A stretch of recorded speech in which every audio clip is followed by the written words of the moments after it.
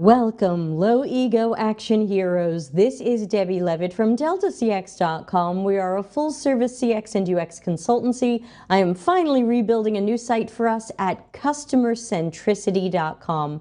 And welcome to Office Hours Ask Me Anything. I'm using a new microphone, so can you please tell me if this sounds good, bad, too loud, too quiet, better than usual, worse than usual? Please let me know how this microphone sounds. I don't want to use a microphone that sounds bad to you. I want to fix it. Hey Manuel, hey Melanie, good to see some of our regulars. And of course, let's take a moment to thank everybody who is donating to the channel through YouTube, the join button. Oh, thanks Tom and Faye and Stacy. Thanks Manuel. Saying it sounds good. Thanks to everybody. Yeah, haven't updated this lately and I need to. YouTube doesn't make it easy, but thanks to everybody who's donating small and large amounts to the channel through YouTube. I am using it for streaming software and chocolate chips, so thanks to you for helping me pay for that stuff. And now I'm playing with new microphones, so thank you there too. And of course, I'm also playing with new microphones because you want to block out your calendars. I have something special for you that is not announced yet, so I can't let you sign up for it yet. But let me tell you, and by the way, start getting your questions in, deltacx.com/links. You want to know that in December, sorry, it was just December, in May, mid-May, May 18, 19, 20, block those days out at on your calendar. If you have a job, ask for those days to do some professional development, because we are cooking up a 3-day event where it's going to be one workshop each day. The first day is going to be Dr. Ari, who just told me he might have a special guest with him, but I can't say who yet, but it's someone you like. The second day will be Larry Marine doing his stuff about task analysis and better observational research. And the third day will be me doing my new and rewritten Transforming Toward Customer Centricity. I'm going to do a lot fewer slides and a lot more interactive exercises. And so it's going to be 3 days. You can join live in Denver, Colorado, or you will be able to join remotely. So yeah. So at least block those days out for now and know that over the next few weeks, we're going to try to lock this thing in and open it up for registrations. So for now, block those days. Okay, YouTube Watcher is here and has our first question. It's up on the screen now. Best tips for conducting a usability test. Oh yes, I have many. Let's paste that. Yeah, Stacy, it is fantastic. I'm really excited about it. I just heard about the possible special guest. And I'm going to be there all 3 days. The first 2 days I will be the assistant and the sound engineer, and then the third day I'll be doing my own stuff. So YouTube Watcher asks about best tips for a usability study. I'll get that up on the screen. And so basically, one of the first things you want to make sure that you have is clear goals. Do you understand what problem you were trying to solve for your target audiences? You want to make sure people don't just make it through a prototype. You want to make sure that you really solved that problem. You addressed that issue. You made that better. If you didn't make that better, but they make it through the prototype, it's probably still not quite right. So number one, make sure you've got clear goals about what you are testing for and that you have standards that are higher than did people make it through the prototype. Second, you need a prototype that's going to be really good for usability testing. People make a lot of mistakes by using Adobe XD, InVision, Sketch, Figma. I know everybody lives in Figma, at least right now, but the problem is that it's not a strong tool for realistic prototyping. And I don't mean realistic visually. Sure, you can make a great looking Figma thing, but realistic from the perspective of interactivity. If you have a form people have to fill out, from what I understand, They can't fill it out on Figma. There's interactive things that people can't do on Figma. By the way, since I have no microphone in front of me, I'm gleefully gesturing wildly because I'm not going to bump into the usual microphone I have here. So I'm like very excited today with my hands. So I do recommend Axure. Of course, that is not sponsored. They don't pay me, I pay them, but I do recommend Axure. I did see a question come in anonymously. Hold on, we'll get there in a moment. So you got to have a prototype that lets people use the thing somewhat realistically. It could be a dev build or a live thing. Hi, Ralitza. It could be a great prototype, but the problem is that if you've essentially built a click-through model, they see this screen, then they see this screen, then they see this screen, but they can't interact with it realistically. They can't really go backwards. They can't get it wrong. That's another problem with Figma type of prototypes is they usually don't build them so that people can get it wrong. And it's important to see where people get things wrong so that we can make those small and incremental changes and iterations. So these are some of the things that you need to look out for.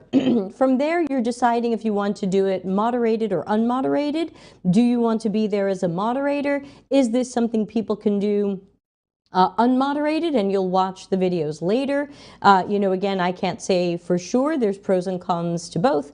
And then, of course, how you analyze the data that you get. Remember, a key mistake people tend to make with usability testing is they have low or the wrong standards. They say, well, did people eventually kind of somehow make it through this thing? Well, then it's probably fine. I'm sure it's far from fine. Everything I've ever tested has been far from fine. A good usability test will find problems and flaws, and you want that, and you want to welcome that and celebrate that.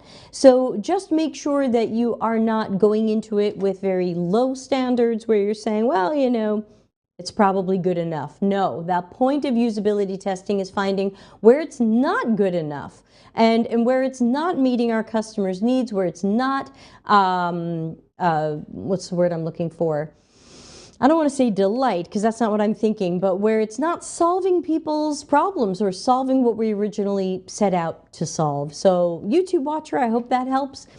Throw me a follow-up question if you have one. And now I've got an anonymous question that's come in. So let's copy paste that.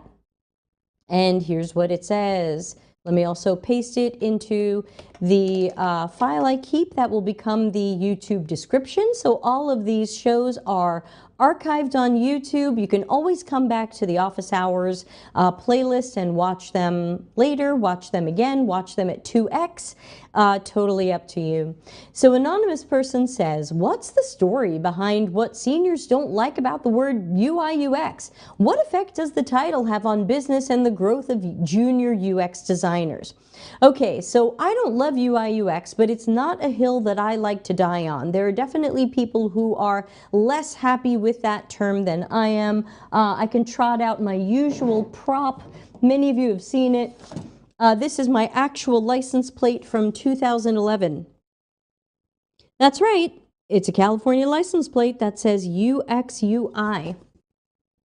So let's talk about this. Why is this term a problem and how has it changed over time? So once upon a time, it meant you were a serious, we'll get back to YouTube watcher after this.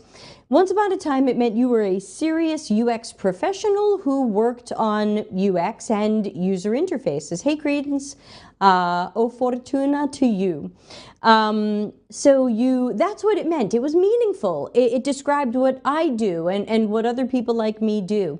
And then what happened was, because there were so many UX jobs that couldn't find people, there were a lot of visual designers and graphic designers and brand designers who said, well, you know, I'm UX UI also, right? I mean, I like UX. I think UX is cool, and I do user interfaces too, right? Because I'm doing that visual layer. So I'll just say I do UX UI, and I'll get these jobs. And because companies were kind of desperate and didn't totally understand UX even back then, all these people got these jobs. And some of the jobs ended up saying UX UI because that's what some of these people were calling themselves. But it started to be more visual design than good UX problem finding and problem solving.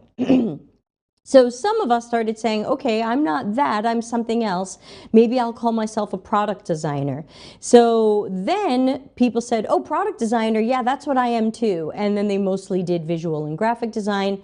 So these terms keep getting hijacked and corrupted, and they lose their original meaning. And so those of us who lived through that are sometimes bothered by it, are sometimes bitter about it, are sometimes struggling with it, because now what do I call myself? I'm not a visual designer. I'm not an artist, but if you look at a UX UI job, they expect that.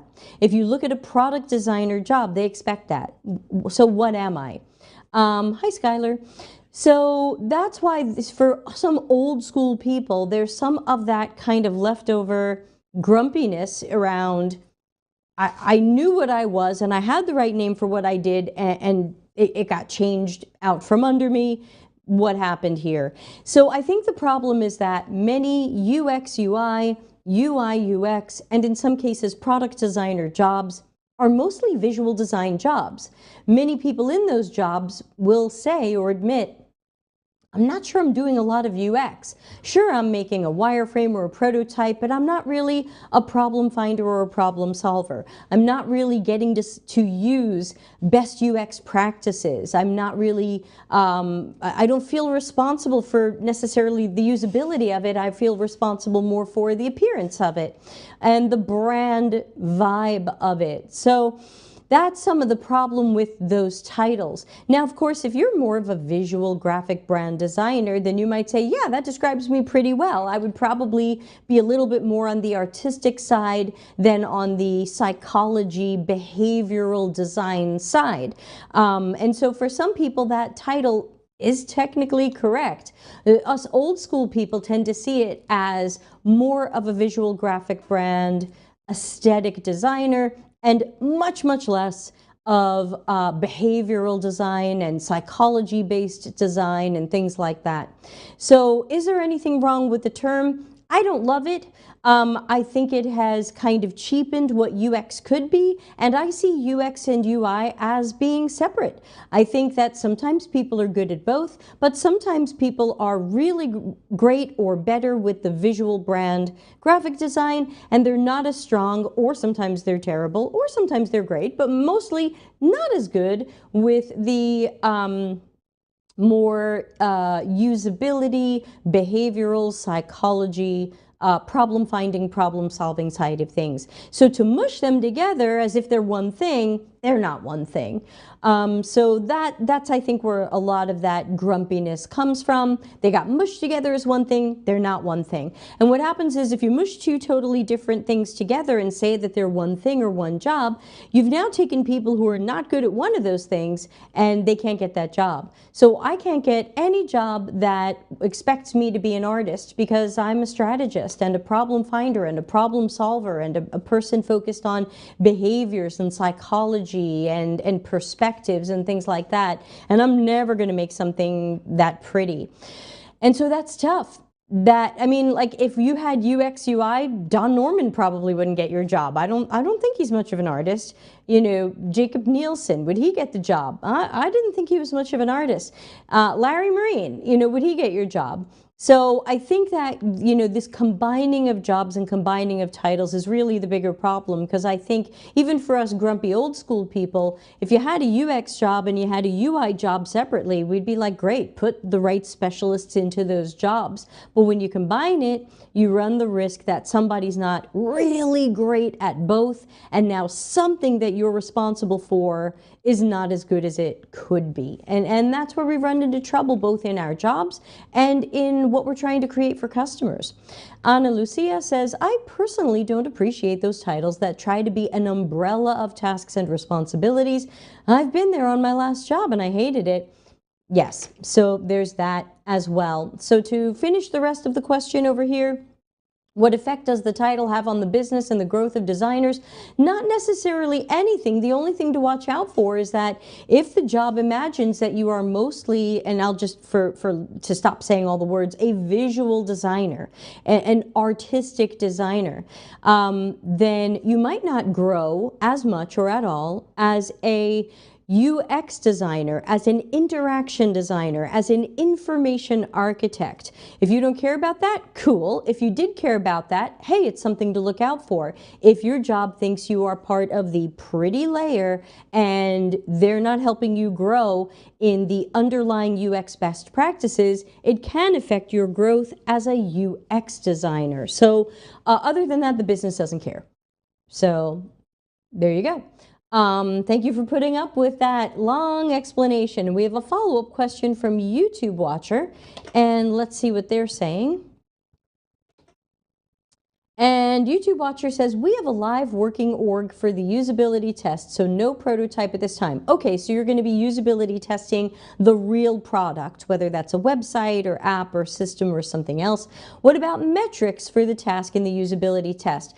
Great question. It's something that a lot of people are talking about right now. Metrics, metrics, metrics. I talk about it too. If any of you have bought my new book, Customers Know You Suck, Chapter 8 is all about metrics, though I don't specifically talk about metrics for usability testing. So let's talk about that here. In reality, I don't like to use metrics for usability testing because the usual metrics that we might look at outside of usability testing and people's live usage of our product, it's a little bit off. So say, for example, you're usability testing your real product and you've recruited some people who've never seen it before. Their time on task is probably slower. Their number of mistakes could be more, could be less. They've never seen this before. So we can't just say, oh, we expect a time on task of X. That implies that people have gotten to know this and they have some comfort with it, unless you really want a time on task for the completely cold newbie who's never seen this thing before. So I don't love metrics related to usability testing because I feel like these types of metrics are better for when the product is live and we're using analytics and KPIs, but during a testing scenario, sometimes people are slower than usual because they're trying to be careful because they know that this is some sort of test or study. That means time on task is going to be really weird. Hey Shannon, I was just messaging you on LinkedIn. Good to see you. Tell me how you are. So time on task could be messed up. How many mistakes people made could be more, could be less. They've never seen this before. So again, I don't love metrics. The main metrics that I tend to use are, did people complete the task as a direct success, which means they did it right the first time and straight through. Not, oh, I went over here, that wasn't quite right. I went over here, that wasn't quite right. That's indirect. Direct would be boom, straight through the correct path. Now again, in a bad Figma prototype, you can only go through this usually the right path. But if you've got the real product, then sure, people could have error messages, people could make mistakes. You can count mistakes. You can count the time they get error messages, but they might even make mistakes even without getting an error message. You might see them get confused, but eventually get it right. To me, that's still a failure. To me, the best product doesn't create any of the 4 horsemen. No frustration, no confusion, no disappointment, and no distraction. So again, if you like numbers, you can count how many times people seem to be lost, confused, falsely confident, making mistakes, having to pause and figure something out. There's always something you can count, but it might not be something worth counting. So I would just say, think critically about that, because sometimes metrics in usability tests are mistakes and can be misleading. I'm mostly looking for, did people make it through the task correctly without the 4 horsemen, without any of that stuff, and accomplish their task correctly the first time? So welcome to Office Hours, Ask Me Anything. I hang out here about an hour taking any question you have. All questions are welcome. You can ask in the live chat. I'm watching YouTube, Twitch, and LinkedIn, yeah, that thing. Or you can ask anonymously. There's a link on deltacx.com/links, and there you'll also find everything related to the show, our upcoming calendar of shows. We have some really cool ones coming up in February that I'm very excited about. Check the events list. We also have a link to our Slack and our Discord, so join. They're free. Why not? And since I am trying out a wireless microphone, I can even stand up and move around. Hey, check me out. Hey, I'm mobile. So thanks to everybody putting up with new microphone test. If there's anything you don't like about the sound, please let me know so I can adjust it. Other than that, I still have a few fake eyelashes on, but I am not taking good care of them. I imagine they will fall off soon, but they were good while they lasted. I might do it again. And Shannon says, oh, nice. We are COVID negative, but I'm still coughing a bit. So I apologize if I end up in a coughing fit. Thank you, Shannon, who says sounds pretty good. And just for fun, I've also set up a new overlay for the stream. For those of you curious cats, here where I live, it is currently 48 degrees Fahrenheit, 9 degrees Celsius. It's already dark out, so it appears to be a relatively clear night with light winds. I hope that was a fun little diversion.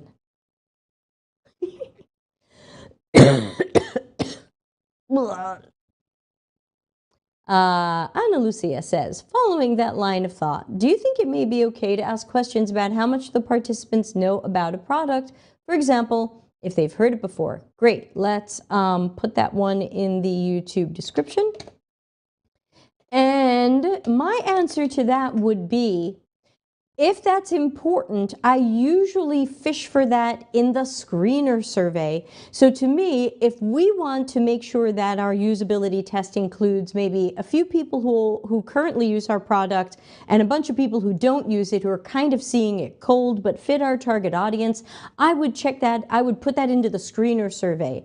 You know, are you a current customer, or how long have you been a customer of this thing, or which system do you use to do this type of thing?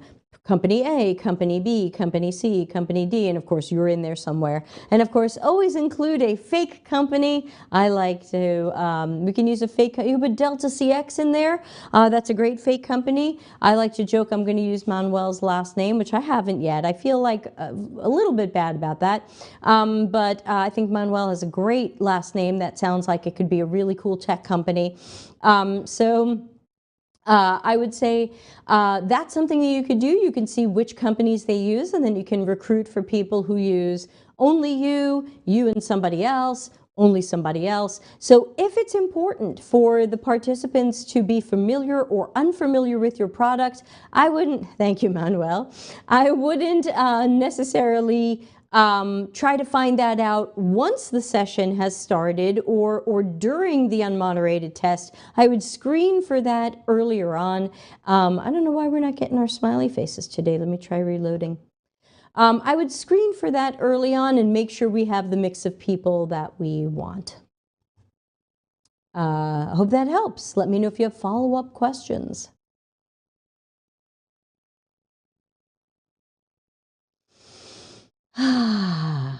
I'm coughing less. I'm excited about that. Hey, are you going to UX Copenhagen? Don't forget about UX Copenhagen. Check it out at uxcopenhagen.com. Not sponsored, but I am speaking there. It's going to be March 23 and 24, and hello from the year 2023 if you're watching this later. You can join live in Copenhagen. I will physically be there, and I've just had COVID, so if you get sick, it won't be my fault. And you can also join remotely. Tickets are available. So please check out UX Copenhagen. There's still a few to be announced slots, but there's some exciting speakers and sessions already listed in there. Yeah, Shannon says, I was just going to ask about upcoming conferences. Yeah, I just built a web page with all of my upcoming events on it, and we're asking everybody to please help me fill my calendar and bring me into your city or your company or your meetup. I've got that one. I've got I've got Design Research Australia, I think in February. I've got a bunch of stuff in May. Hi, Debbie. Oh, I'm not seeing these in my system. Hold on. Looks like my system is half crashed. Let's see. This says, "Hi, Debbie. Hope you're doing good. I missed a lot." Oh, no, not too much. Just half the show, but you can always go back and watch it later. Shannon says, "The bad conference week with the business, yes, business of design, I am speaking." Yes, they're going to give me a half-hour slot. I think it's Friday, April 28th. I don't know yet if I'm going to be live in London or broadcasting here from my desk. This is my desk. But yes, it sounds like they're going to give me a half-hour slot, and I always enjoy working with the Tech Circus people, so that one is a work in progress. I've got a couple of things cooking in May. I'm going to be at Visual Studio Live in Nashville, which is an engineering conference. I don't expect any of you to be there.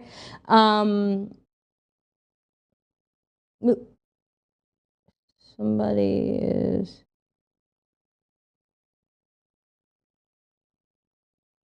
Oh, it's a spam email. Boost, do not interrupt my show with a spam email, people. I am worried that my system is not showing chats. Can someone write something in the chat just to make sure my chat system didn't die? Otherwise, I have to start opening lots of windows and see what people are saying. Yeah, I've got May, and I was just talking about how everybody needs to block off 18, 19, 20 May. Oh, great. Thank you, Shannon. That's coming up. Thanks so much. Now it's not on this screen. I'll reload that. Thank you, everybody. Hold on. I will reload the screen and see if I can get it up to show here, but I'm having a weird tech day. I'm just happy to be broadcasting. For those of you who know, my internet is not good, so I'm happy to see that. So thanks to Shannon and Ana Lucia for the testing. I do see that. Yeah, there's lots of stuff coming. Pier Mario, hello from the chat. It's working. Thanks. I could thank you, husband character. Would you like to come and do a wiggle behind me here? You're going to play recorder for everybody? Oh, well. You could. People love that. Whenever you have something sad. Oh, I have to have something sad for you to play recorder? Sad or super, just say... Okay, someone's going to have to ask a really deep question, and Pier Mario's going to play sensitive recorder in the background. Elementary school level recorder. Let's not imagine that this is professional at all. Unprofessional recorder. Ana Lucia says, "This is so cute." Well, it's cuter when you can see him. He's lovely to look at. Yes, so people ask some questions. This is office hours. I'm here for you. Faye, you might have had something cooking. Someone had a question. No, yes. Yeah, so I do have stuff coming up, and I'm trying to remember. I made a short URL to my stuff. Let me see if I can remember what it was. Is it this? No. That is not it. Hey, don't forget to check out our new site at customercentricity.com. It's got lots of good stuff and more about what we do. I'm trying to find... Is that it? No, that's not it either. I don't know my own short URLs, y'all. I better log into my short URL dashboard.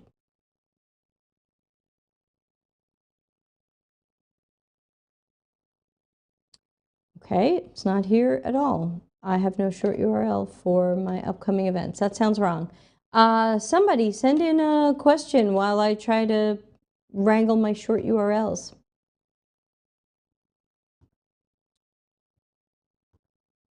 Oh, I can also tell you about what's coming up on our shows. Tomorrow is book club. Remember that book club, I'm not reading the book out loud. I'm expecting that you have read some of the book, and then we'll be talking about it. I'll be taking your questions live. It is not on YouTube. These are going to be in...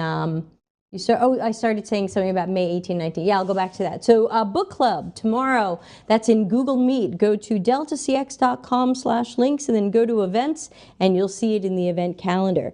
Yeah, May 18, 19, and 20. Very excited. Block it off on your calendar all 3 days. We are going to be holding a 3-day live workshop in Denver, Colorado.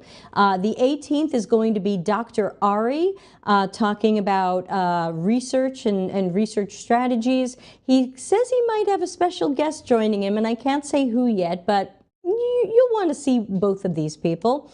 May 19 is going to be Larry Marine talking about task analysis and better observational research. And the 20th is going to be me doing my new rewritten Transforming Toward Customer Centricity. I'm going to be doing much fewer slides and much more exercises because you don't need so many slides. You can now read the book. I did a lot of slides when you didn't have this, but now you have this, so we can just focus our time more on some of the most important slides and jumping into those exercises. Shannon says, is that what Larry was talking about on LinkedIn? Yes, it is. So Larry and I are still working on the book we've been writing together. We are hoping that it will be published in March or early springtime, and then we will be ready for this May event. Oh no, I'm not getting the question in my system again. So let me go live into the YouTube so I can copy paste it. Hold on. I've got to go live and watch my own broadcast. It's very silly.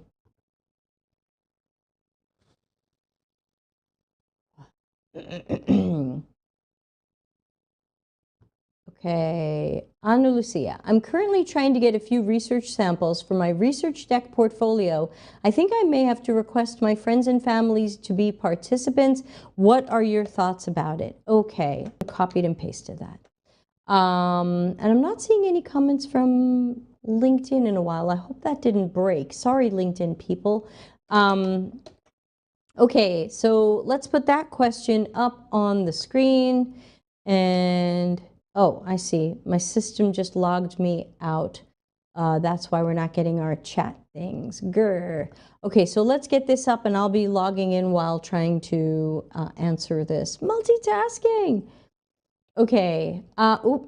Okay, so what do I think about friends and family being participants? This is definitely not a good way to go. Not only is it biased, but sometimes you're asking these people things they don't really want to reveal or talk about. I'll give you an example. In a course I'm in right now, they expect us to do some research. And that research is about personal health and mental health and making changes for your health. I think there are probably friends and family who are not going to want to tell us about this, maybe not even want to tell us the truth about it. So I think that that is going to be problematic. Oh, did someone say design thinking? Yeah, that's my bot. Catalina, I'll take a look at what you said in a moment. I'm trying to juggle a few windows here. And, oh, we've got something from Credence also. Okay, these things came up self-published or through publisher. We are self-publishing. Sorry, I'm just seeing these questions now since my little chat bubbles seem to have died. And then we'll ask, we'll put up what Catalina is saying. Do I pronounce your name okay? I am so worried. Okay, so, okay. So yeah, in general, I would not ever suggest friends and family. I think if you're trying to do some samples for your portfolio, if it's a half-hour interview, give somebody 15 or 20 bucks. Try to get random people. It shows that you can recruit, and it shows that you know how to do this right. I always cringe a little when I see a portfolio and it's, and I interviewed my 2 best friends, and it's like, oh, they'd better be amazing matches to the target audience, because that doesn't feel quite right to me. So, you know, there you go. Now let's jump on what Credence is saying. Okay, I'm working on a learning management site project, and we're starting from scratch. What are some examples of generative research questions you would ask employees in a scenario? That is not enough information to answer that. Definitely not. I would say for something like that, this is probably a much longer conversation for you and me. I think you're in our Slack community. Why don't you send me a private message in Slack? Tell me more about this, because learning management site is just not enough for me to understand what this is. Are these courses people have to take for their job? Are they optional courses? I need to know a lot more about what this is and what it's doing and why you're doing it and what the goals of it are, and then we can try to figure out that. But I'll try to help you out privately through maybe a Slack chat, if that's okay with you. Let me see. Am I still missing conversations? No, yes. Okay, so let's take a look. Let's just say that we'll handle that one privately. Yes, please do reach out later. Thank you. Okay, next we have Cataline saying, hello, Debbie. Can you please clarify the controversy and the detailed difference between UCD versus design thinking? From what I saw, some design thinking definitions seem to copy UCD. Thank you. Okay, and we're getting, okay, LinkedIn user, I will answer that question next. Thank you for that. And Amir, we see you, and I will answer your question after LinkedIn person. Because LinkedIn person, I definitely want to be part of meetups, but I'm sorry it's not giving me your name. You can see it said LinkedIn user. Okay, so for Cataline. This is a very long story, and I tell a little bit of it in my new book. If you happen to have that, you can go to, I think it's chapter 15, Aspirologies. But basically, user-centered design, and let's put some graphics up on the screen today to help us. User-centered design looks a little like this.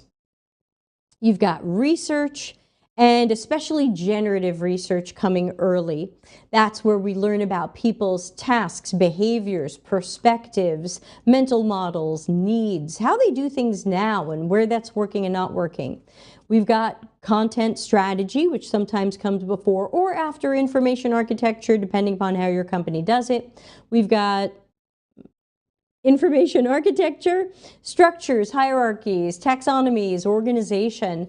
We've got interaction design, which some people call UX design, wireframes, prototypes, making sure that all that's accessible. Then we've got our testing, evaluative and usability testing, so we can cycle back to our information architecture and interaction design and do them better.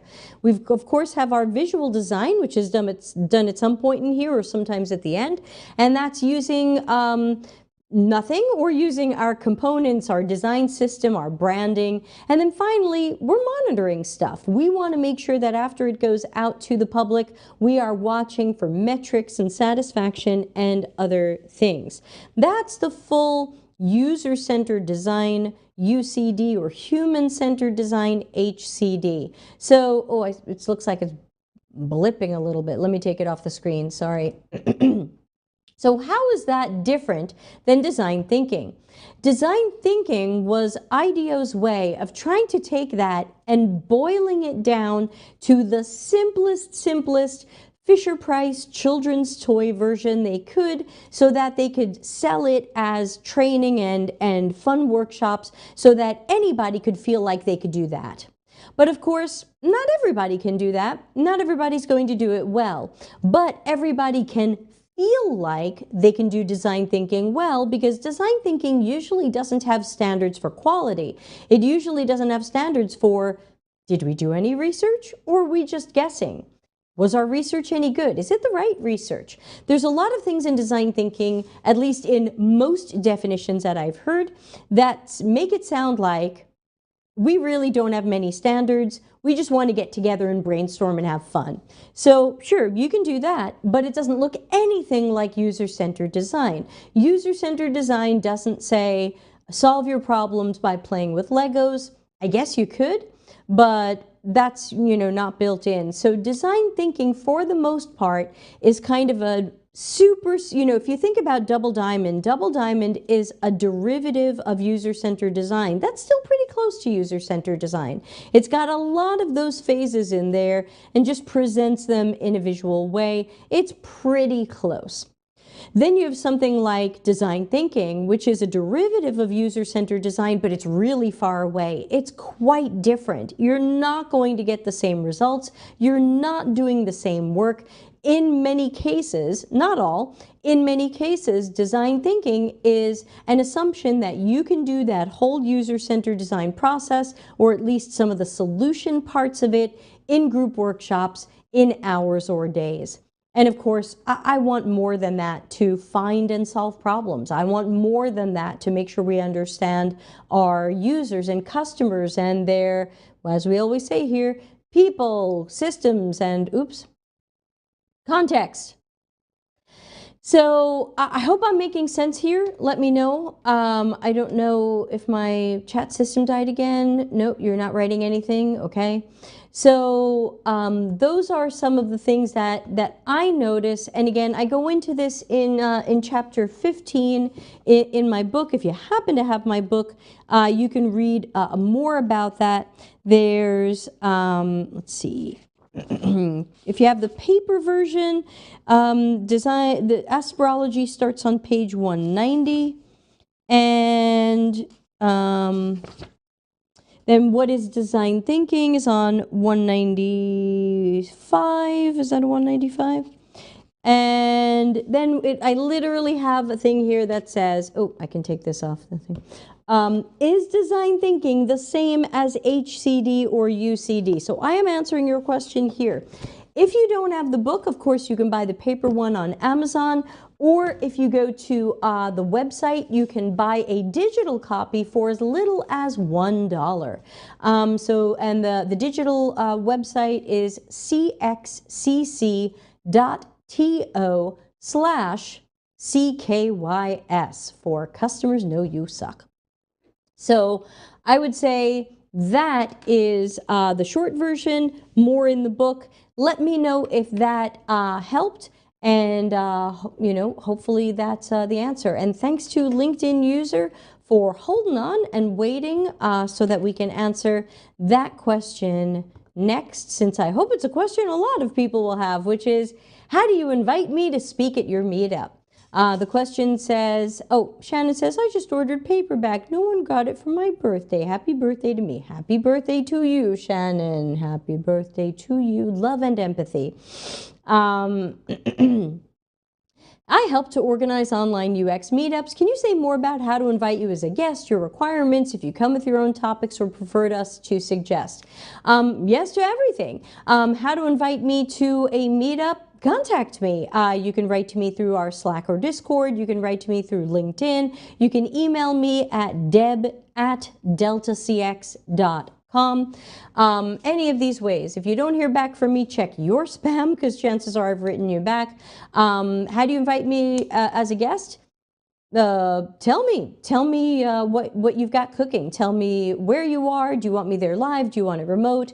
Do you have any budget? I do come with my own topics, but I do take requests as well. I have a list of topics that I'm mostly doing this year, and I had someone say to me, can you talk about freelancing? And I was like, well, okay.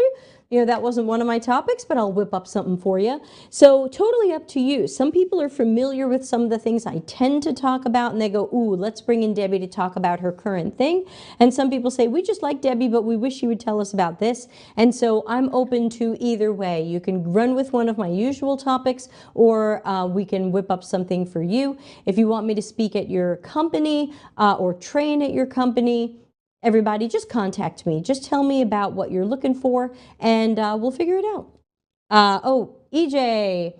No, you're fine. For some reason, if I'm not connected to the person, and sometimes even if I am, my system just writes LinkedIn user. I think it's because of the LinkedIn API. It doesn't always give back the name. So it's not you, it's the API. Cataline says, thanks for a useful answer and clarification. Haven't reached chapter 15. I'll check it out. So DT is a diluted semi-fake UX mix and match. Yeah, and again, some people say design thinking and they truly mean all of user-centered design. They do. We had Greg, what's his name? Greg Marinelli, was it, on our channel? And he says design thinking, but he means this. And so I just have to remember when I'm talking to him, he's not a jerk. He's wonderful. And he actually means doing good work the right way. say. But unfortunately, when many people say design thinking, they really mean how can we do fake UX as a group workshop in hours or days. And to me, that's just not the right way to go when we care about quality and outcomes and our customers. Thank you. Now let's take a look at Amir's question, which I have copied and pasted into something. Let me put it up. Okay, it says, recently I was involved in a conversation I think we can discuss about, like we see posts, articles about 6 things to remember to be a good UX designer. X numbers of things, blah, blah, blah. You need to know this, that, etc. Really important to address this issue, especially for new users who are breaking into UX and want to learn and practice. It would be great if you could share some good piece of advice on this. Amir, I'm not sure I get your question. Are you looking for my advice for how to be a good UX designer? Are you looking for my advice on reading crappy articles? Can you just maybe clarify what you're looking for so that I can make sure I answer the right question? Thanks, Cataline. And thanks, EJ. I hope to hear from you about doing something with your world. Let me log back into my, let's see, my short URL world and get something cooking so I can give y'all my travel schedule and you can try to fit into it. Let's try doing that while we wait for Amir to clarify, though Amir might have clarified. I'm looking at something else. Okay, here's Amir. Sorry. Is it really important to know everything to be a UX designer? You can't know everything. I don't know everything. You'll never know everything, and that's okay. There's a lot of information on the internet. It's very confusing for new people. They don't know what's important or not. I agree. I agree. And you sometimes see not helpful information like get yourself educated or be careful of your sources. If you're new to this, you don't know who's good, who's bad, who's worth reading, if their advice is good. That's why we talk so much on this channel about critical thinking. It's important if you read an article for you to say, is this meaningful, actionable, or helpful? Do I feel like I learned something that I could use? Does this sound a little, as Shannon is saying, clickbaity and crappy? Is this something meaningful? Does this raise me up? Does this help me be better at what I'm doing?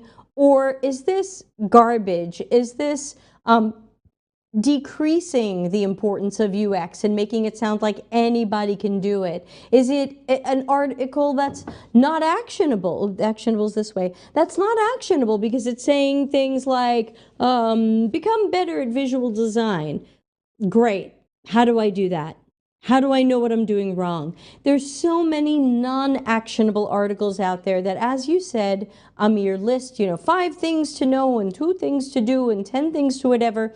Very rarely do these articles actually tell you how to do these things or how to judge if you're doing them well or not. And normally I say, thumbs down. If you don't know what to do after reading an article and your life is not somehow better, it's crap, move on. Oh, I've got an anonymous question coming in. Hold on, let me check that.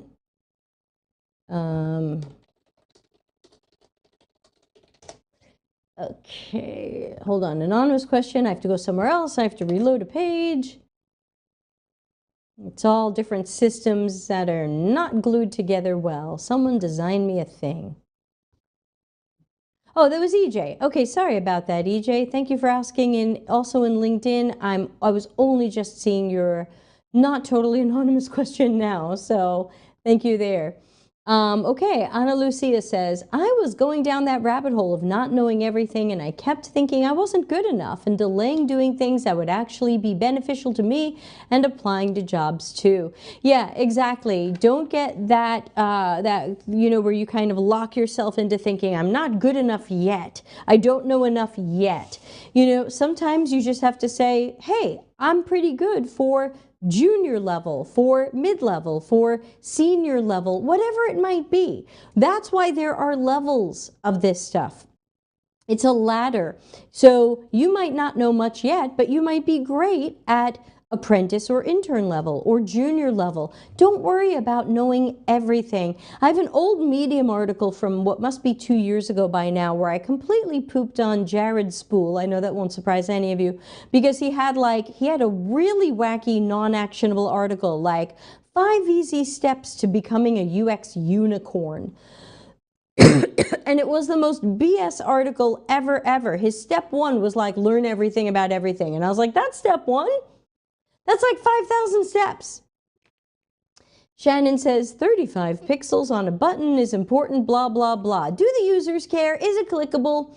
Yeah, that's what Shannon says. And, we do care sometimes about the size of a button when it's mobile, especially because we want to make sure that there are good tappable areas for people who don't tap precisely. They have large fingers. Maybe they have a tremor. You don't want people to have to click on a tiny thing. It's true with a mouse, too. Sometimes you have a tiny checkbox, and if you don't click exactly on that checkbox, the thing doesn't happen. Always makes me so frustrated. So sometimes sizing and knowing about this type of sizing stuff matters, but it's not like if you do 45 pixels and somebody suggests 50 pixels that you've done something really terrible. You're just going to keep learning. Thank you, EJ. Ugh, design thinking. Oh no, my chat stuff is broken again. Cataline says, design thinking seems to be in the same ballpark as UX/UI. Yeah, it can be. I mean, UX/UI is a real job. Design thinking is we have a running joke on this channel, and the running joke is meow, meow, meow design thinking. And that's from episode 108, What Isn't Design Thinking? Where I said design thinking is like watching a small child play with a plush cat. I don't have a plush cat. I have a real dog. But, let's pretend my bottle of cough medicine is the plush cat. It's like, oh, the kitty said meow, meow. It's hungry. Oh, the kitty said meow, meow. It wants to play. Oh, the kitty said meow, meow. It's tired. And I felt like that's what design thinking is like. It's like, meow, meow, design thinking. Design thinking is an important process for innovation. Meow, meow, design thinking. Design thinking is a fun workshop to, meow, meow, design thinking. That's what I would say.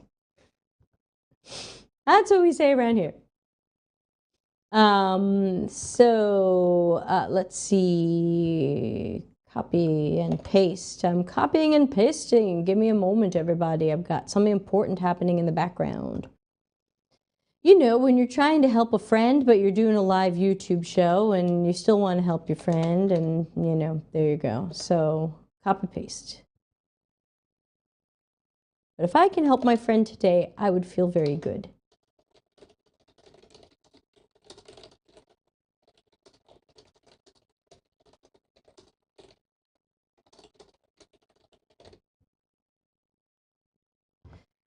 Okay, did I miss any? We're down to our last few minutes, so let's see if anybody's got anything to add. Shannon says, best quote of the day. I don't have a plush cat, I have a real dog. That's not one of my best lines, but thank you for enjoying it. So just a reminder for the schedule coming up. Tomorrow is the book club. We do that in Google Meet. We'll be talking about chapters 4 and 5 from Customers Know You Suck. You don't have to have read it, but you're welcome to drop by, and I'll be taking live questions about the book. Thursday, February 2 is the first Thursday of the month, which means it's time for our cool hangout and meetup in Remo. It's totally free. Just check the Discord and Slack channel for the link in the live events channel.